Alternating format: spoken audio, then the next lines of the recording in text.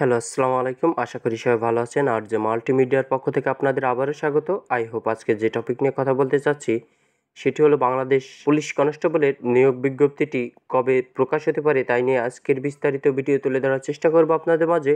ধৈর্য সহকারে ভিডিওটি স্কিপ না করে সম্পূর্ণ দেখতে থাকুন। সর্বপ্রথমেই একটি কথা বলতে চাই যে সচরাচর সবসময়ই আপডেট দেওয়া সম্ভব হয় না একটু একটু কারণে। এজন্য আমি একটি গ্রুপ খুলেছি। এই যে আমার স্ক্রিনে দেখতে পাচ্ছেন যে যে মাল্টিমিডিয়া একটি গ্রুপ, ফেসবুক গ্রুপ। এই গ্রুপে আপনারা সমস্ত সেনাবাহিনীর মাঠ কখন শুরু হচ্ছে, কোন জেলার মাঠ শেষ হচ্ছে, এখানে সম্পূর্ণ বিস্তারিত আপডেট দেওয়া হবে, অন্য অন্য বিষয়ে আপডেট দেওয়া হবে। আপনারাও যদি ইচ্ছা করেন আপনারা পোস্ট দিয়ে আপনারাও অন্যান্য বন্ধুবান্ধবের দেখিয়ে দিতে পারবেন যে কোন জেলার মাঠ শুরু হয়েছে, আপনাদের জেলার মাঠ শুরু হয়েছে কিনা। আপনিও পোস্ট দিয়ে সেটি অন্যদের জানিয়ে দেওয়ার সুযোগ করে দিতে পারবেন। আপনি যদি ইচ্ছুক হয়ে থাকেন তাহলে আমার গ্রুপে জয়েন হতে পারেন। এবার আসা যাক যে মূল টপিকে। এই বাংলাদেশ পুলিশ কনস্টেবলের আবেদন করতে হলে আপনাদের কী কী যোগ্যতা লাগে সর্বপ্রথমেই সেটি আপনাদের জানিয়ে দেওয়ার চেষ্টা করব। সর্বপ্রথমেই আপনাদের আবেদন করতে হলে আবেদন সিস্টেম দুই রকমে। প্রথম হলে শারীরিক যোগ্যতা যাচাইতে আপনাদের 40 টাকা আবেদন ফি টেলিটক সিমের মাধ্যমে আপনাদের টাকাটি পেমেন্ট করতে হবে, এবং আপনি যদি শারীরিক যোগ্যতা যাচাইতে টিকে যান তাহলে আপনাদের লিখিত পরীক্ষার জন্য 120 টাকা তাদের রেজিস্ট্রেশন ফি প্রদান করতে হবে। এবার আসা যাক যে কী কী যোগ্যতা লাগে তাই নিয়েই বিস্তারিত বলে দেওয়ার চেষ্টা করব। ধৈর্য সহকারে ভিডিওটি দেখতে থাকুন। জেলাভিত্তিক শূন্য পদের বিবরণ।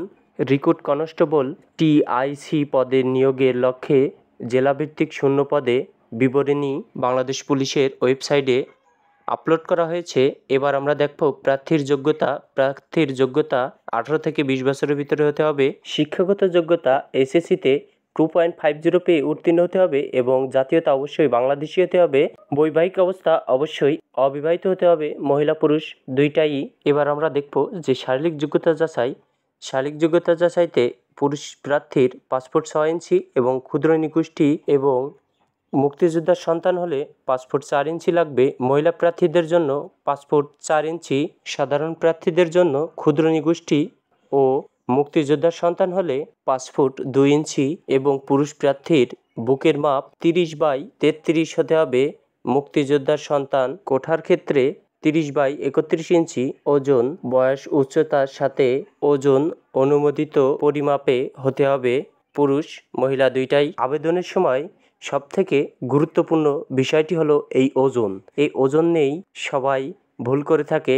আপনি সঠিক বিএমআই করে সঠিক বিএমআইটি আপনারা বাংলাদেশ পুলিশের ওয়েবসাইটে আবেদন করার সময় সঠিক বিএমআইটি দিবেন যেন আপনার বিএমআইটা ঠিক হয়।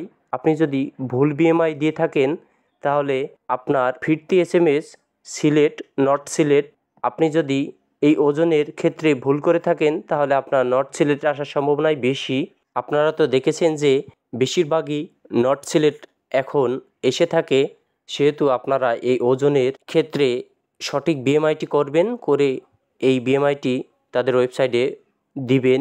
এবার দৃষ্টিশক্তি অবশ্যই 6/6 থাকতে হবে। এবার আসা যাক যে শারীরিক যোগ্যতা যাচাইয়ের মাঠ। শারীরিক যোগ্যতা যাচাইয়ের মাঠ তাদের নিয়োগপত্রেই দিয়ে দেয়। বাম সাইডে এই যে আমার স্ক্রিনে দেখতে পাচ্ছেন কোন জেলার কোন দিন মাঠ কার্যক্রম হবে সেটি আমার স্ক্রিন থেকে দেখে নিন। এইভাবেই 2025 সালেও আপনাদের মাঠ কার্যক্রমের লিস্টটি দিয়ে দেবে নিয়োগপত্রেই। আপনারা যদি নিজের হাতে থাকা ফোন থেকে ওয়েবসাইটের মাধ্যমে আবেদন নিজে নিজে করতে চান তাহলে আমার কমেন্ট বক্সে কমেন্ট করবেন। আমি পরবর্তী ভিডিওতে আপনাদের কিভাবে আবেদন করতে হয় সম্পূর্ণ প্রসেসই দেখিয়ে দেওয়ার চেষ্টা করব। এবার আসা যাক এই 2025 সালের পুলিশ কনস্টেবলের নিয়োগ বিজ্ঞপ্তিটি কবে প্রকাশ হতে পারে। ডিসেম্বর মাসে আপনাদের এই পুলিশ কনস্টেবলের নিয়োগ বিজ্ঞপ্তিটি প্রকাশ হবে। সে পর্যন্ত ধৈর্য সহকারে অপেক্ষা করতে থাকুন। খুঁটিনাটি সব বিষয়ে আপনাদের ধারণা দেওয়ার চেষ্টা করলাম এই ভিডিওর মাধ্যমে। আশা করি আপনি বুঝতে পারছেন। আপনি যদি না বুঝে থাকেন তাহলে আমার কমেন্ট বক্সে কমেন্ট করবেন, আমি রিপ্লাই দেওয়ার চেষ্টা করব। আজকের মতন এই পর্যন্তই সমর্থ। ভালো থাকবেন, সুস্থ থাকবেন। আল্লাহ হাফেজ। পরবর্তী ভিডিওতে আপনাদের সাথে আবারও দেখা হচ্ছে নতুন কিছু আপডেট নিয়ে।